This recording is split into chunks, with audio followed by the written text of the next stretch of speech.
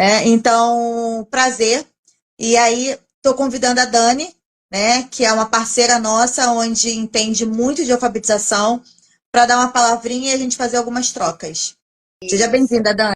Obrigada, Mari. Eu agradeço muito o convite e foi muito legal assim poder trocar muita coisa com você. O seu grupo é fantástico, né? E é muito legal isso que você faz, dessa troca de disponibilizar recursos, que nem você falou, o professor às vezes financeiramente não dá conta, né, de tanta coisa, e o seu grupo é maravilhoso. Então, eu queria Obrigada. agradecer, dar boa noite para quem, né, está entrando. Vou me apresentar rapidinho. Eu sou a Dani Murasca, sou pedagoga, trabalho há 35 anos na alfabetização, né, com educação. Sou apaixonada pela educação, sou pós-graduada também.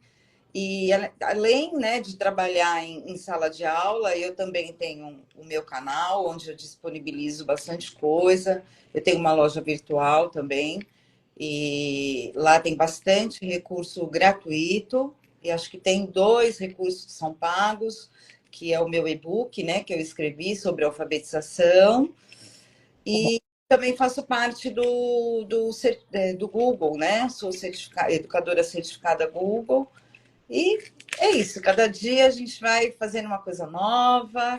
E, como eu disse, eu sou apaixonada pela educação, pela alfabetização em especial, né? E, e é isso. É um pouquinho sobre o meu trabalho. Então vamos lá, Dani, com essa experiência toda, né? É um bate-papo, então são perguntas que eu vou fazendo e você vai também alimentando, e quem quiser também pode fazer algumas perguntas no chat que a gente vai respondendo. Dani, como alfabetizar hoje em dia, né? Com a tecnologia, com uma geração tão difícil, porque é uma geração que não tem a vivência, a prática, né? E vieram também, né, de uma pandemia, né? Uhum.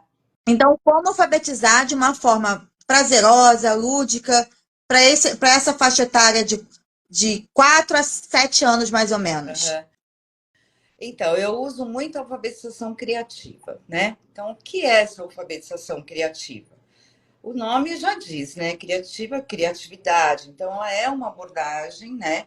Que utiliza muito essa parte da criatividade, que eu acredito muito nesse processo, onde torna, eu acho que torna o processo de alfabetização muito mais dinâmico, significativo para o aluno, né? Eles vieram aí de uma pandemia, né?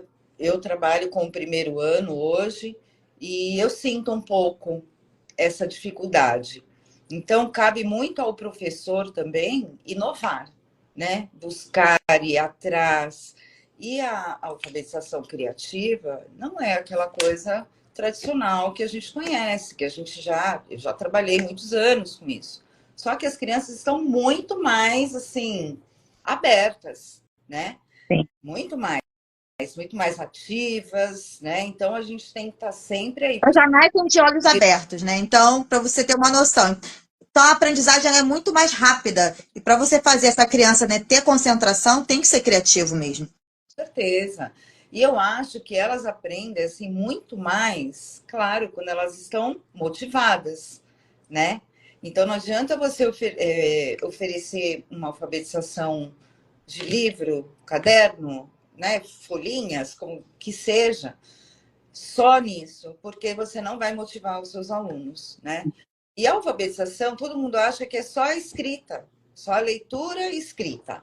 Não, ela está na brincadeira, né? Nas brincadeiras que você faz, nos jogos, dentro de sala de aula, fora da sala de aula, e música. Você já está alfabetizando. Se você colocar lá várias musiquinhas que tem, muitas, das letras, ela já vai estar gravando aquilo. Os meus alunos adoram. Então, assim, sempre que eu vou trabalhar uma família silábica, por exemplo, porque eu estou alfabetizando, eu nunca dou de prontidão para eles o caderno, o livro, a apostila, o que seja. Não, a gente vai cantar uma música primeiro, a gente vai explorar a sala de aula ou fora. O que será que começa com essa letra, sabe? Então tem muita coisa que a gente pode estar fazendo para depois você partir para a parte escrita dentro de sala de aula, porque isso você tem, a gente vai ter que dar mesmo, né? Então Sim. tem as atividades de artes, tem muita coisa. Você tem que trabalhar a ludicidade o tempo todo. O que eu percebo muito, né?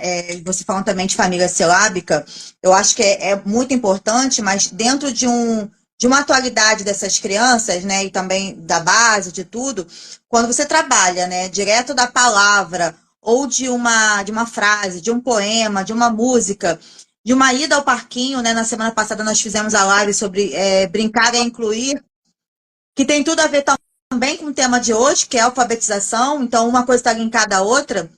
A gente percebe que o Babé Bobu, o Dada de Dodu, né, o Cacocu, ele é bacana, ele alfabetiza. Óbvio, gente, que já alfabetizou muitas pessoas. Eu fui alfabetizada assim, Sim, mas com a geração que nós temos hoje e com as crianças pensantes, tem que ser muito mais além do que isso. Então, muito. quando eu ensinava, né, para a alfabetização, tanto para as professoras, eu sempre falava assim: a gente vai trabalhar a palavra boneca, né? E aí, dentro da boneca, quantas letras tem a palavra boneca? Quantos sons tem a palavra boneca? Boneca. Alguma palavra se repete? Sim, não. É, qual é o som inicial de boneca? Qual é a letra da boneca? E apresentar a boneca. Então você vê que, assim, dentro de uma palavra, boneca, olha quantas coisas Sim, nós trabalhamos. Nós trabalhamos quantidade, tamanho, você pode até trabalhar qual o tamanho da boneca. Ela está dentro ou fora da caminha. Então, olha quantas quanto coisas for. criativas, né? Na alfabetização você pode fazer. E aí eu volto daquele babebi bobu, bom. O que a criança aprende com isso? Né? Ela aprende muito metodicamente e ela faz com que isso seja maçante do que quando você traz pra gente, né, Dani? E aí você que é especialista nisso, é muito mais maçante quando ela traz a boneca pra gente e a gente trabalha a boneca numa forma total, né? Exatamente. É isso que eu falo da alfabetização ser significativa, Isso aí. né? Então, por exemplo, eu vou falando assim, vou dando umas ideias de que eu já trabalhei, tá? Por exemplo, uma vez nós pegamos uma lagarta, estava no jardim da escola, e eu montei um terrário com eles, com essa lagarta, e colocamos terra, água. É uma experiência que você depois você põe um paninho todo furadinho e tal, e realmente ela forma um casulinho ali. Eu falei, o que será que vai sair dessa lagarta? E tem toda uma história, aí você conta a história, tem a música, né? Tem todo o lúdico. E um dia estávamos nós lá na sala de aula, fez um barulhinho, o que saiu de lá? A borboleta, né? Foi eu Fantástico. tenho isso tudo, eu tenho registrado esse momento. E aí começou a palavra borboleta. Então, da palavra borboleta, eu usei assim N coisas que nós trabalhamos aquilo. Então, eles conseguiram identificar muita coisa com a letra B, com o bo, descobrir dentro da palavra borboleta outras palavras que a gente Isso podia aí. formar. Trabalhamos também a matemática junto, né? Então, assim, é que nem você falou, Mari, uma palavra, um objeto que a criança está vendo é muito mais significativo do que você pegar um livro, né, e pedir para ela copiar tantas vezes, sabe aquelas coisas? Sim. Então, assim, pode falar. A Mari está até falando aqui, né? Mari é uma professora, né? Que agora é coordenadora também, se juntou ao meu time. Essa parada de conteúdo pelo conteúdo não dá. É o que a gente acredita, né? Quando você lança um conteúdo e lançar por lançar, a criança, dependendo da criança, ela vai aprender, né? Mas você não está incluindo, você não está fazendo a criança experimentar. Quando você me fala da borboleta aí, olha quantas coisas, né? Você começou pela lagarta. Sim, né? Então, da lagarta, você vai trabalhar a letra L, né? Depois vai trabalhar outros pedaços, e aí da letra L foi para a letra B, né? Quem trabalha com a letra, ou quem trabalha com som, né? E aí depende de cada escola, cada metodologia, enfim. E aí da borboleta, você pode, é o que, né? Reforçando o que você disse, cantar uma música, criar com eles uma dramatização, um teatro. sim, Falta muito isso, né? As escolas estão perdendo a essência do que é uma educação infantil. Eu bato muito na tecla disso, porque a educação infantil das escolas hoje em dia tá maçante, é papel, é registro, é bem tradicional. E não é isso que a base veio para nos proteger, sim. né? E para nos orientar. Porque a borboleta, né? E dando o exemplo da borboleta, quantas coisas você não ensinou para o seu aluno com a borboleta? Te garanto que eles saíram da sala encantados. Sim, nossa, foi maravilhoso, assim. E aconteceu um momento dentro da sala de aula, né, de estourar mesmo, fazer o barulhinho lá e sair a borboleta. Aí fomos para o jardim, soltamos a borboleta, né, claro. Então, assim, isso é mágico, não tem preço, né? Eu até coloquei no grupo lá, não sei se alguém chegou a ver, eu queria trabalhar a dengue. Mas eu queria trabalhar a dengue de uma forma lúdica, porque é uma coisa que está aí, né? Que a gente tem que se conscientizar, a gente tem que se proteger, né? E eles falam muito disso agora. E aí eu peguei a palavra dengue, né? Trabalhei o som, e aí falei, que tal fazer um teatro? Eu falei, ai, pensei comigo, ai meu Deus, não vai dar certo, né? Primeiro ano, né? Eles são muito pititicos, não vai dar. Menina, foi maravilhoso. Eles apresentaram o teatro para todos os alunos do Fundamental 1, né? E foi super legal. E as informações da dengue, eles já sabem direitinho, sem eu precisar dar um texto, dar, sabe? Só no nos ensaios do teatro, na apresentação, na coleta de informações. Então, eles trouxeram muita coisa que eles iam buscando em outros lugares, folhetinho, que eles vinham em algum lugar, pegava, trazia para a escola, a gente discutia. Então, ficou uma coisa lúdica, ficou um Sim. conceito lúdico, né? Agora eu vou fazer um outro projeto com eles, que se chama Projeto Sopa de Letrinhas. Então, eu também quero fazer outro teatro, quero fazer a sopa com o macarrão de letrinhas com eles. Vamos ver o que a gente consegue, sabe? Fazer uma coisa bem lúdica para ser significativo para eles. Então, eu vou Sim. trabalhar E desse. aí, não, eu te garanto que dessa forma eles aprendem melhor e ensinam ainda os pais, né? Porque o adulto às vezes não É, entende e a criança ensina, se ela tiver uma boa base, né? Se ela tiver prestado atenção, ter feito dramatização, enfim, ela consegue, né, passar com uma tranquilidade muito mais do que o próprio adulto para o adulto, exato. né? A Ana, a Paula tá falando assim, o conteudismo satura tanto as crianças quanto os professores. Exatamente.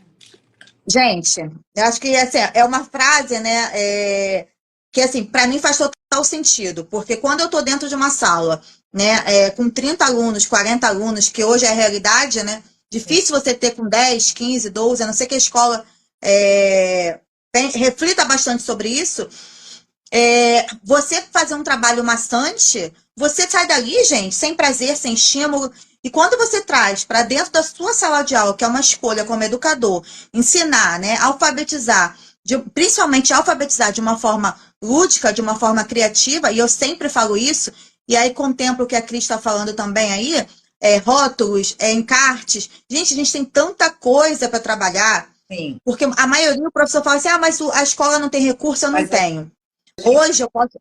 Exato. E aí vocês estão de testemunha. Hoje a gente tem um grupo que tem quase 400 pessoas.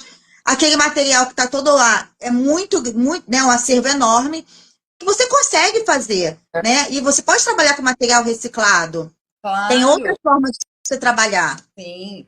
Eu fiz uma live uma vez falando dos recursos pedagógicos, usando a tecnologia. E se a escola não tem a tecnologia ou não tem recursos, né? Então foi uma live bem bacana também, porque vai muito da criatividade do professor. A gente é criativo. A gente consegue, né? Então, se a escola, se você trabalha numa escola que não te dá o suporte, que não te dá o recurso, vai buscar reciclagem, material reciclagem, copinho, garfo, tampinha. Dá para você fazer tantos jogos, tantas coisas, né? Então, você vai conseguir alfabetizar mesmo sem o recurso, sem o suporte da escola. Porque você vai criar, você vai fazer jogo de tabuleiro, pega uma cartolina, um papel grande, faz com eles um caminho, né? Vocês decidem as regras, trabalha números, trabalha letra, trabalha palavra, o que vocês fizerem. Então, dá para fazer bastante coisa, sim. Você não precisa da tecnologia, você não precisa daquele super material, né? Eu lembro uma vez que eu fiz com eles, eu queria trabalhar números, e eu fiz aqueles saquinhos de areia, que era aquele joguinho lá das Cinco Marias, Sim. né? Fui começando com 5, depois a gente foi juntando, e ali eu fui trabalhando a sequência numérica, a quantidade, né? Então, assim, vai da gente pensar e desenvolver mesmo. Eu sempre digo, Mari, que assim, a gente tem que, quando você está alfabetizando, a gente tem que começar com coisas simples, né? O professor, a gente tem, eu tinha muito isso em mim também. Nossa, essas crianças vão começar aula em fevereiro, em março elas têm que estar lendo e escrevendo. Terminou o primeiro bimestre, não estão lendo, meu Deus, né? E não é assim, né? O processo, ele é longo, até porque hoje a gente tem muitas crianças com problemas de aprendizagem dentro da sala de aula, né? Então, assim, eu acho que a gente tem que começar com atividades simples. Você vai aumentando conforme você vai sentindo a sua turma, conforme o grupo, as crianças forem se desenvolvendo, né? Seja flexível.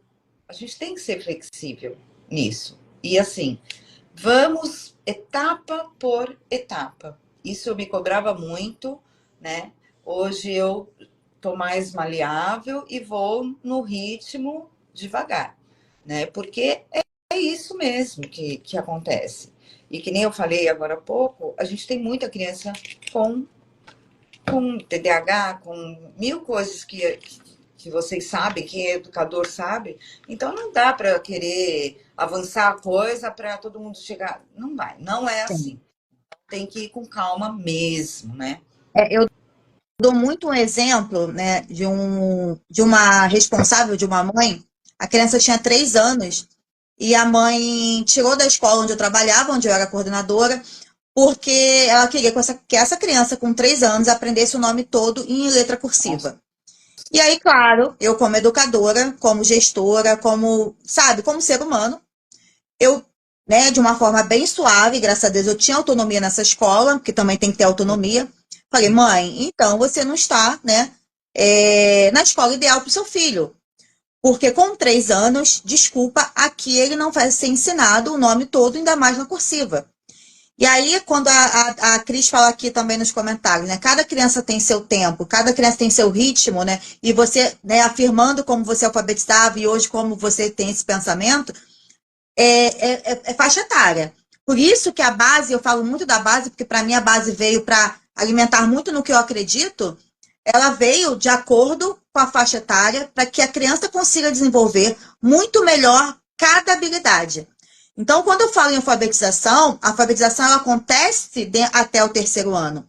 É óbvio que na cultura, né, das escolas, principalmente escola particular, a gente quer que aconteça, né, até o 1º ano. Isso é fato.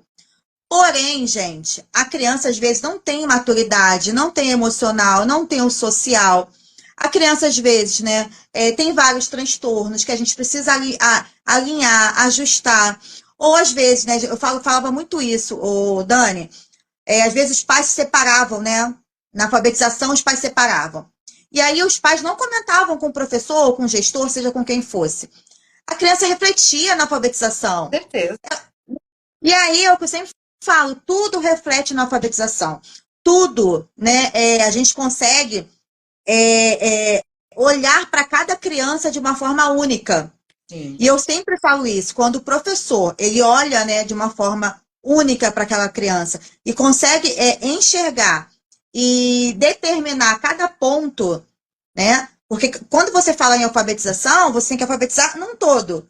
Ah, Sim, mas tem o individual, né? O lógico. que que a gente precisa para. E aí você pode me falar com mais propriedade, Dani? O que que a gente precisa mais, né, para alfabetizar num todo e para alfabetizar também no indivíduo, né? Na criança, quais são os pontos ou habilidades ou teoria, alguma coisa que você tenha para pontuar para gente? Eu acho que o professor, na alfabetização, primeira coisa, ele tem que ter um olhar para aquele aluno, né? A alfabetização, ela é um todo, realmente, né? Todo mundo ali no mesmo barco, eu digo, né? Só que dentro desse barquinho, nós temos várias pessoinhas ali que cada um tem a sua individualidade, cada um tem o seu jeitinho dentro de casa, né? E o que você falou, Mari, eu acho muito válido, porque às vezes a gente não fica sabendo das coisas que acontecem, né, dentro de casa. Aí você faz uma reunião, porque a gente tem esse olhar, eu pelo menos tenho esse olhar super atento, então eu sei, eu consigo pescar quando aquele serzinho lá, tá, alguma coisa tá pegando ali. Aí eu peço, faço uma reuniãozinha, né, com a mãe, o que está acontecendo, ou como que ele está em casa. Aí você vai descobrindo as coisas, né? Então, esse processo que estava acontecendo dentro de sala de aula, essa dificuldade, essa desmotivação, ou essa agitação, ou uma série de coisas que acontecem com aquela criança, vem também um pouco de casa, né? Então, eu acho que às vezes falta um pouco de estímulo em casa. A escola resolve. A escola, a professora vai alfabetizar. Eu não preciso saber. Precisa sim, né? Os pais têm que estar presentes o tempo todo. Família e escola, eles têm que estar unidos. Então, por exemplo, eu tinha um exemplo de um aluno, uns anos atrás, que, coitado, os pais não estavam nem aí, não pegava nenhum trabalho dele. Tinha as festas da escola, as apresentações, as feiras, os pais não iam. Então, eu sentia que aquela criança, ele precisava da família. Aí, o que acontecia dentro da sala de aula? Ele queria chamar atenção, né? Então, era aquela coisa de comportamento zero, o relacionamento dele com as crianças, na parte da alfabetização não ia, né? Até que eu chamei os pais, a gente conversou, foi muito séria a conversa, mas foi bacana. E aí eles colocaram vários pontos que estavam passando. Então, essa parte também é importante, né, Mari? Da relação família e escola, eu acho. Sim. E nós temos aí dois pontos, né? O que não existe parceria, né, da família escola, e aquela também que os pais depositam tudo dentro da responsabilidade do professor, né, ou da escola, e tem aquele também que, nossa, meu filho tem que ser alfabetizado de qualquer maneira. Então, nós temos duas situações bem complicadas. Mas antes de falar aí disso, eu vou falar, Paloma, prazer, tá? Que bom que você está feliz e está gostando, é a primeira vez dela aqui, isso é muito bom. Simara, obrigada pela sua presença. Silmara, que é bom a gente falar aqui um pouquinho, Ah, né? a Paloma, vou te contar da Paloma. A Paloma Ah, eu quero. ela foi minha aluna. Hoje ela tem 36 anos. Ela tem síndrome de Down e ela é fantástica. Você não imagina o que é, as coisas que ela faz. Ela é maravilhosa, maravilhosa. E ela foi minha aluna no terceiro ano. E, Nossa, que lindo. Isso que dá prazer, né, Dani? e ela é fantástica. Quem quiser seguir a Paloma, é a Paloma Fonseca Oficial. Lá vocês vão seguir, vão ver as coisas lindas. Ela faz dança, ela faz. Nossa, é maravilhosa, maravilhosa. Eu vou seguir a Paloma. Paloma, você é muito linda, viu? Mônica também, um monte de gente aqui. Obrigada, Mônica. Saudade. Então, vamos lá, vamos voltar aqui, senão eu fico falando o tempo todo, né? Essa questão dos pais, né?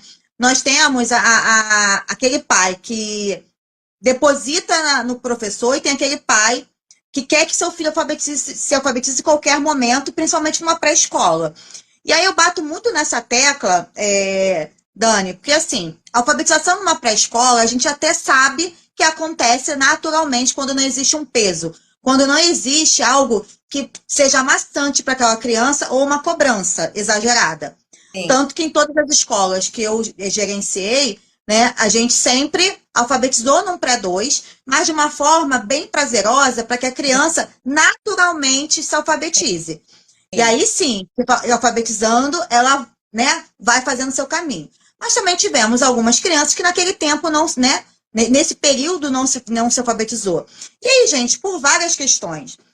Às vezes é questão mesmo de idade, de adaptação, porque o pai tem logo a mania de falar, não, é o professor. Não, às vezes é o emocional, às vezes é o Sim. social, às vezes é a maturidade, né? A gente tem N fatores aqui que eu posso estar pontuando para vocês, por que essa criança não foi alfabetizada? Ou porque ela também tem algum, né, transtorno, alguma coisa que a gente precisa ter um Aham. olhar diferenciado para aquele momento, porque o olhar diferenciado precisa ser para todos, a gente tem que deixar isso muito claro, mas naquele momento tem algo que desperte em você.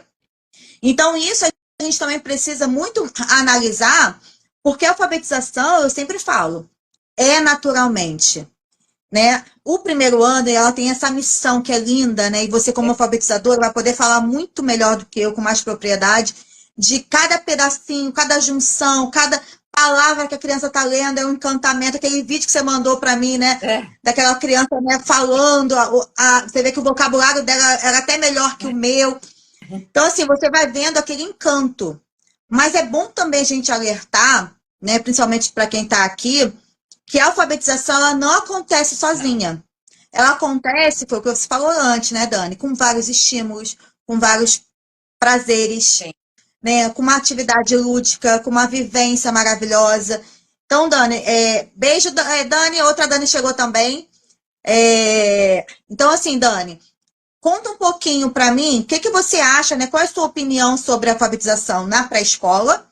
E o que que a gente pode fazer de sugestão, né, para uma alfabetização acontecer mais, de uma forma mais prazerosa? Então, eu acho assim, na pré-escola, que nem você disse no pré-2, né? Eu faz muitos anos que eu não trabalho com educação infantil, mas já trabalhei até com pré, né? E eu acho que tem que ter, sim, pode ter, mas que nem você falou, de uma forma mais lúdica, né? Bem lúdica, porque eles são, se você for pensar, eles têm 5 anos, o pré, 4 para 5, né? Então, assim, tem que ser uma coisa prazerosa, gostosa de estar trabalhando. Eles são pequenos ainda, eles conseguem? Conseguem, né? Mas tem que ser, eu acho que tem que ser bem lúdico, né? Se você quiser fazer, você pode até criar livros com eles, deles oralmente, você vai montando aquele livro com eles, tudo como já aconteceu de uma professora fazer com os alunos dela, mas tem que ser bem lúdico. Por quê? Quando eles chegam no primeiro ano, eles chegam uns toquinho, né? 5 anos, estão fazendo 6. No primeiro ano, a gente tem que resgatar um pouco esse brincar, né? O lúdico. Tem que continuar. Não é porque está no primeiro ano que tem que alfabetizar que a criança tem que sentar, chegar na mesa, sentar e você jogar um monte de coisa para ela. Não, vamos continuar com o brincar, com o lúdico, né? Por quê? Porque senão fica aquela coisa maçante. E eu acho que eles não estão ainda fortemente preparados para isso, né? Para essa alfabetização pesada. Então, o lúdico, para mim, é o essencial sempre. Você vai trabalhar um tema, cinco sentidos. Ai, pega, faz uma experiência, né? Depois você vai partir para a parte escrita, como dependendo de cada, que você diz, cada escola de um jeito, né? Eu gosto muito de trabalhar com o lúdico sempre.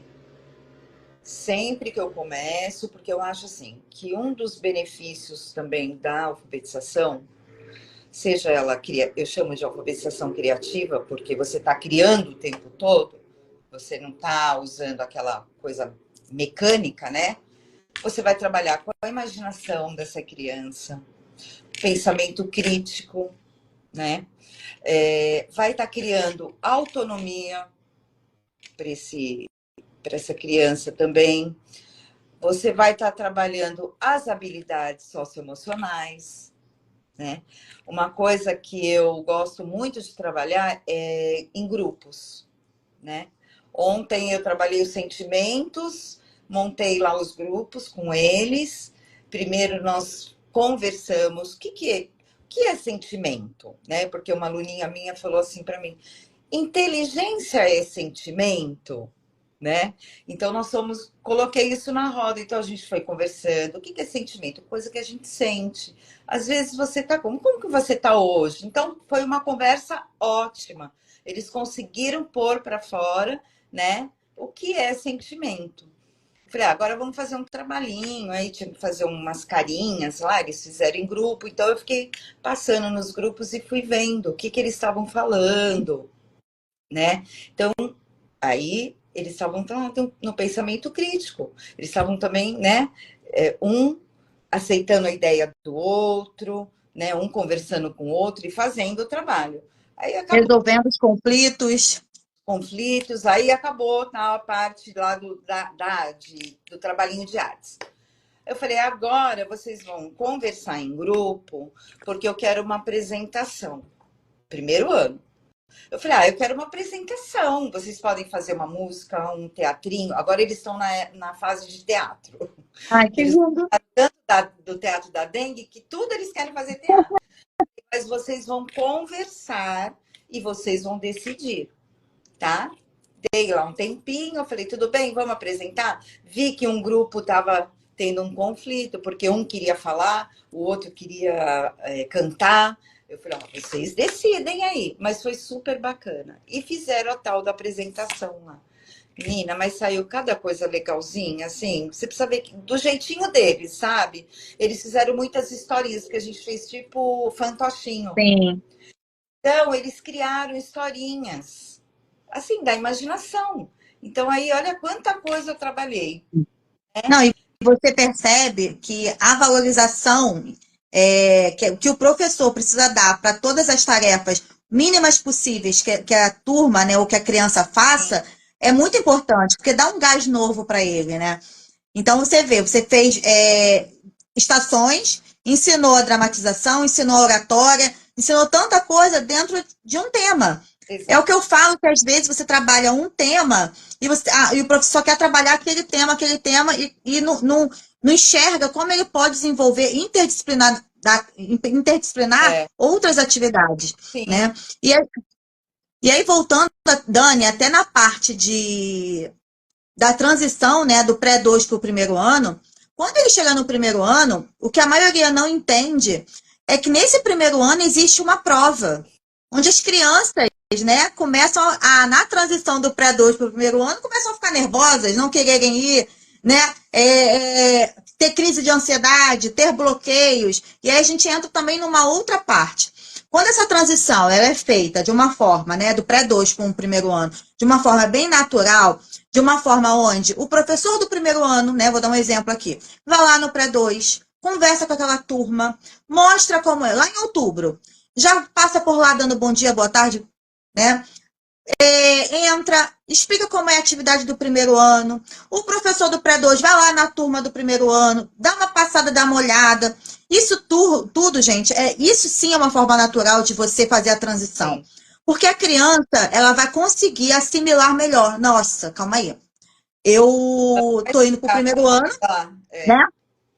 Eu vou até concluir para vocês poderem entrar nessa parte aí. Eu estou indo para o primeiro ano, mas eu sei que eu não vou perder, uma coisa que você falou faz total sentido, não vou perder o parquinho, não vou perder o momento da recreação e nem do meu lanche. Sim. Porque às vezes, né, o professor ele apavora sem querer de falar assim, Olha, você vai pro primeiro ano, tá vendo? Lá tem prova. Gente, não façam isso, pelo Nossa, amor de Deus. não façam. Né? Porque isso dá um bloqueio mental na criança muito grande, onde essa criança, quando chegar no ano que vem, porque a criança não esquece, né? No ano seguinte, ela não esquece, ela vai ter esse bloqueio, não vai querer entrar em sala. Então faz sentido para você, Dani, o que eu tô falando? Nossa, muito. Olha, eu trabalhei 22 anos numa mesma escola em São Paulo, né? Eu nem falei direitinho, mas eu me mudei para Piracicaba faz 1 ano e 2 meses, né? E eu trabalhava em São Paulo, fiquei 22 anos no mesmo colégio, só que lá eu dava aula para o segundo ano. E olha o que eu fazia todo ano.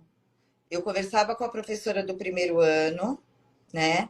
E sempre em setembro, que tinha o dia da alfabetização, eu fazia uma vivência. Então, os alunos do primeiro ano iam para a minha aula e eu fazia uma vivência com eles e explicava como que era o segundo ano, porque lá no primeiro ano não tinha prova, nada disso.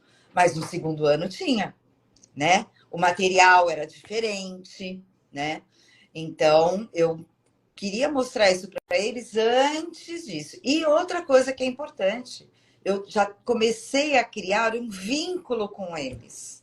Então, quando eles chegavam no segundo ano, eles já me conheciam, eles já sabiam a sala que eles iam ficar, eles já conheciam o material, né? Eu não falava essa coisa de prova, né? Eles, acho que os pais falavam, mas meu pai falou, minha mãe falou que vai ter prova. Eu falei, não é bem uma prova. São atividades que vocês vão fazendo, né? Que eu vou vendo se vocês estão aprendendo. Então você tem que levar a coisa tranquila, porque realmente a criança chega assim, com um olho desse tamanho, né? Se você fala um negócio desse. Ou então assim, olha, estudem, porque tem prova. Segundo ano tem prova, ou primeiro, sei lá, dependendo da escola. Primeiro ano tem prova, hein? Vocês têm que aprender a ler e escrever, porque tem prova. Pronto, acabou. Você matou o seu trabalho aí como alfabetizadora, né? Trabalhando num colégio agora aqui em Piracicaba, eu amo trabalhar lá, e estou com o primeiro ano. E lá não tem educação infantil. Então, as crianças que chegaram para mim foram crianças que vieram de vários segmentos, né? De creche, de uma escola municipal, de uma escola particular, enfim. Cada um chegou de um jeitinho lá. A maioria já sabia escrever o nome e tudo, mas muitos não sabiam ainda algumas letras do alfabeto e tal. Eu fui com calma. Por quê? Porque eu estou recebendo essas crianças, né? Que vieram de outras pré-escolas aí, né? E não podia chegar e falar, olha, gente, aqui é o seguinte, vocês vão ler, escrever, tem que aprender a ler, escrever, tem o material aqui, né? Vai ter prova, né? Que tinha no começo, mas aí eu conversei com a coordenação, com a mantenedora, tudo, chegamos à conclusão, não, tira isso, né? Primeiro ano, acho que não é, dá para você fazer outras avaliações. No dia a dia você já está avaliando, né? Na criança brincar, você está avaliando, né? Que vocês falaram muito disso na outra live. Eu achei máximos. E é isso mesmo. Então, isso é o que eu acredito. E eu acho que é bem por aí que a gente tem que ir. A alfabetização, você tem que estimular a criança. Sim. Como? Né? Fazendo isso mesmo, no dia a dia. Ela tá brincando com as amigas lá no parquinho de casinha, de escolinha, que eles gostam de brincar muito. Ali você já está vendo, você já está avaliando. Você tem como avaliar. Você não precisa de uma prova para estar avaliando aquele processo de alfabetização, né? Então, existem mil possibilidades que a gente pode estar fazendo. Isso eu Sim, acredito. eu sou da mesma linha, Dani, até porque eu sou muito. Eu vou falar a palavra contra, mas assim, eu não fico tão maravilhada quando as escolas colocam para uma educação infantil, para uma alfabetização, muitas folhas, né? Porque é o que você falou, a gente consegue fazer um relatório da criança, uma sondagem da criança, uma avaliação da criança, não é só no papel, porque muitas das vezes a criança ela sabe muito mais no vocabulário, na oratória, no gesto, do que na própria escrita. Né? Por que às vezes a gente faz também avaliações adaptadas? Porque a criança às vezes tem um bloqueio no papel. Né? Por exemplo, eu tenho o meu sobrinho, né? Eu gosto muito de dar exemplo da minha família. Meu sobrinho, ele tem 6 anos, ele tem uma habilidade para matemática muito boa, está começando a se alfabetizar agora, mas tem às vezes uma preguiça de fazer o papel. Gente, é normal, é muito natural. Porque Sim. o papel, até pra gente hoje, né? A não ser que aqueles dos É, antigos, né? Ainda escrevem tudo. Mas o que a gente faz hoje? Escreve no celular. Bloco de notas. Raramente você vê alguém. Por isso que a letra também, hoje em dia, né? É um rabisco só. Mas sim. a maioria é o quê? Tecnologia. Então, como que você vai obrigar essa criança que está numa era tecnológica a ter tanto papel, né, no dia a dia? Não bate, gente. Né? Tem escola que estipula, eu quero 30 folhas no mês. Nossa. Uma alfabetização que estipula a quantidade de folhas não deve ser feita. Ela tem que ser de uma forma, e eu bato de novo nessa tecla, muito natural, acontecendo num parquinho, numa brincadeira, num teatro, numa dramatização, numa contação de história e tantas outras coisas que a gente pode fazer lúdica para depois ir para um registro de papel. E aí vem um outro ponto, Dani, que muitas escolas também adotam livros em maternal 1, berçário, maternal 2.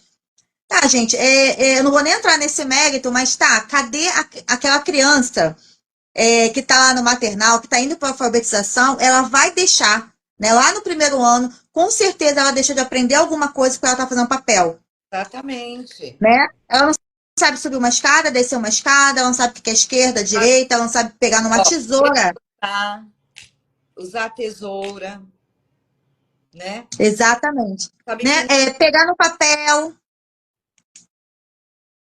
Então, Então, assim, Dani, eu acho que aqui os educadores que estão aqui também, se estão aqui é porque também acreditam, né, nessa nova forma de ensinar.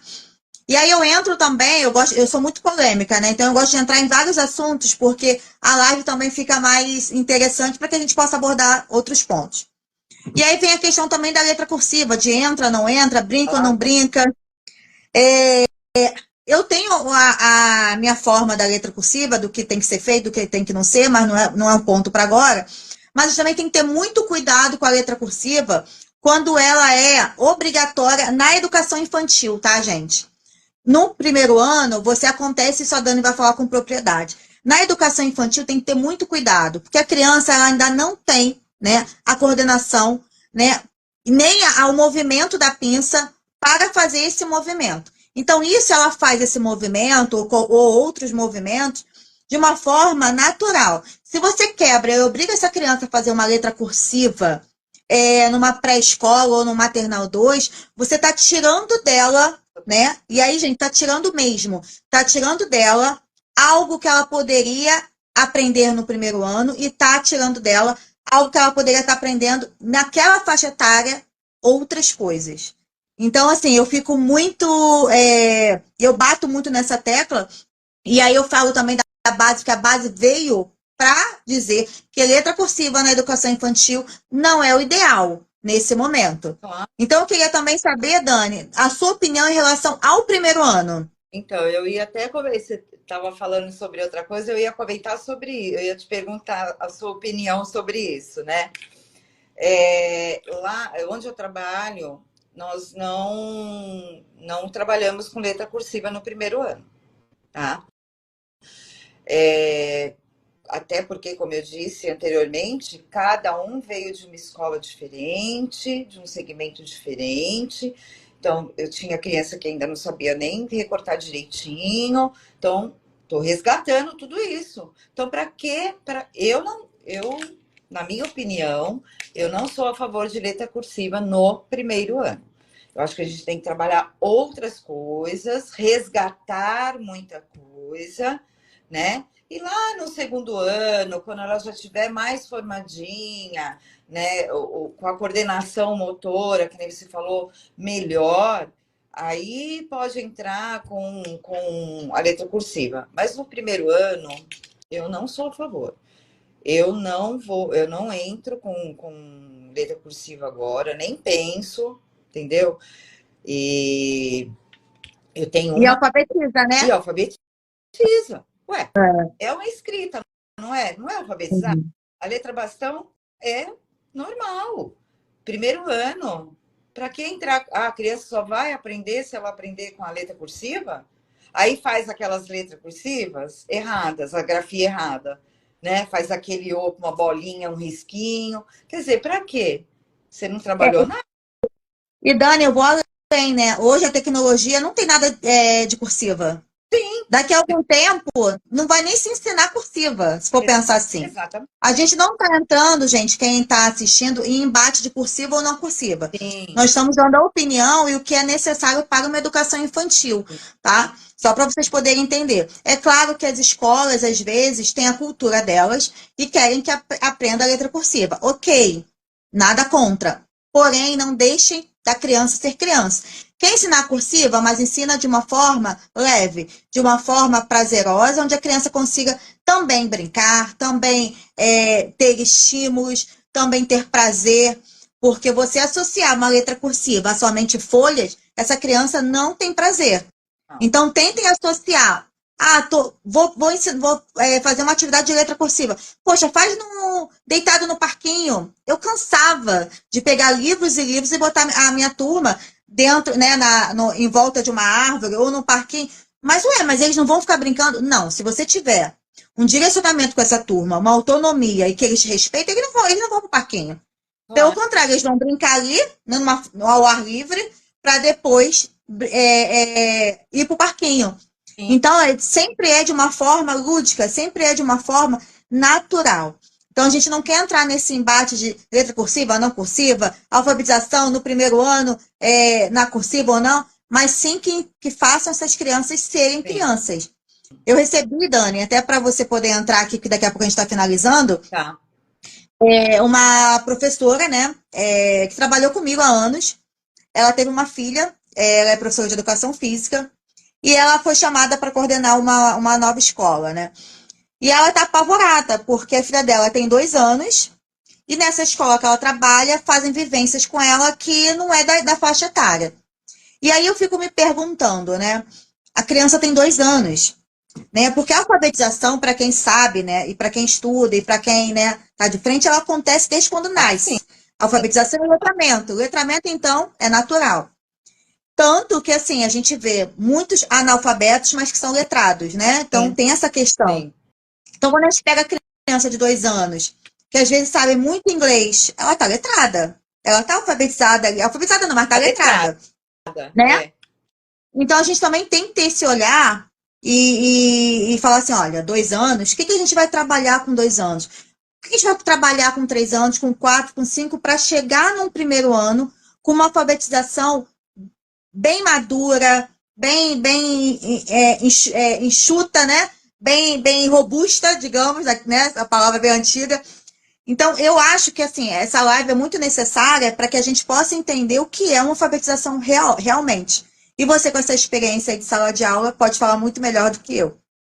Gente, é o que eu disse. Tem que ser flexível, sim. A alfabetização não pode perder, que nem a Mari falou, deixar de ser criança, mesmo na alfabetização, mesmo no primeiro, no segundo, sabe? A criança tem que ser criança sempre, porque cada ano ela vai ser estimulada, vai ser motivada para aprender coisas novas, tal, mas ela é uma criança.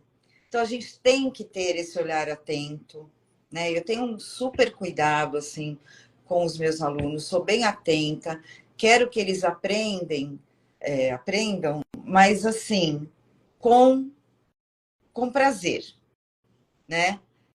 E eu quero chegar no final do ano, ver a carinha deles, assim, felizes, né? Que aprenderam, passaram por tanta coisa durante o ano, e eu quero chegar no final do ano e falar assim, gratificante, obrigada, gratidão, olha essas crianças como elas estão, né? Não assim, ai, pronto, chegou no final do ano, graças a Deus, estão tudo alfabetizados ou não estão, né? Então, não, sabe? Eu quero chegar no final do ano e agradecer pelo meu trabalho, pela minha paciência. Gente, tem que ter muita paciência, né?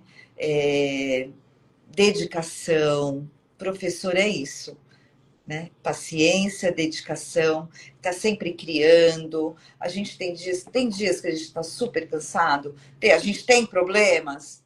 Tem, né? Eu consigo chegar na escola e deixar meus problemas para trás e pensar só naqueles serzinhos que estão lá me esperando, né? E que eu quero que eles cresçam com muita motivação, com muito prazer, com muita autonomia, muito pensamento crítico.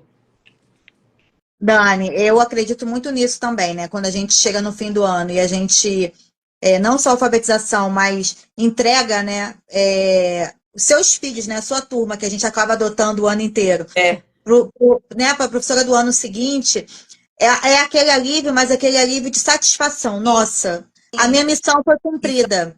missão cumprida. Missão cumprida. Então, isso é gratificante. Isso faz com que a gente pense assim: nossa, eu nasci para isso, eu amo educação.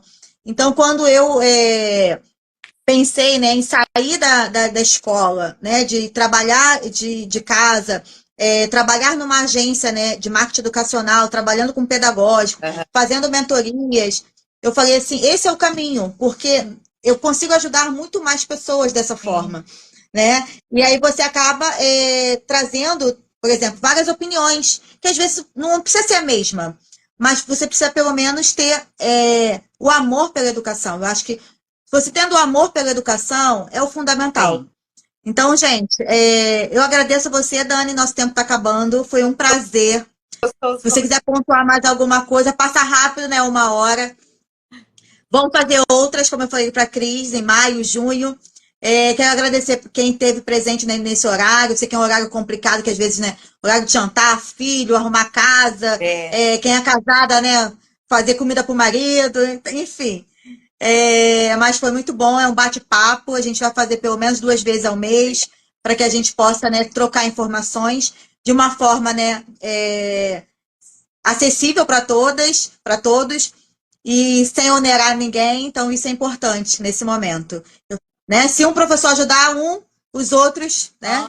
Por isso que eu falo, assim, é muito bom, eu adoro essas lives, principalmente essas que a gente vai conversando, batendo papo, porque é tão legal você poder passar um pouquinho as informações, né, para outros educadores. De repente, a sua ideia, falou, nossa, eu vou fazer isso, né? Quem sabe não vai dar certo, né? O teu grupo que você tem, que é maravilhoso, quantas trocas tem naquele grupo, quantas coisas, né? Então, e é isso mesmo, educador é isso. Eu também agradeço muito, Mari, pelo convite. Vamos aí fazer outras com outros assuntos, né? Que tem tanta coisa para gente conversar, para a gente trocar. E agradeço também quem está aí, a Palominha que está aí, me mandando um monte de recadinhos. Obrigada, viu, Paloma, por ter entrado na nossa live. E é isso, eu fiquei muito feliz. Também. Dani, obrigada de coração, tá? Gente, ó, um bom descanso, Deus nos abençoe, né? Que nossa semana, restinho da semana, seja cheia de bênção aí, tá? Obrigada, ó. Beijo, fica com Deus. Obrigada. Fica com Deus, Beijo. você viu? Beijo. Tchau.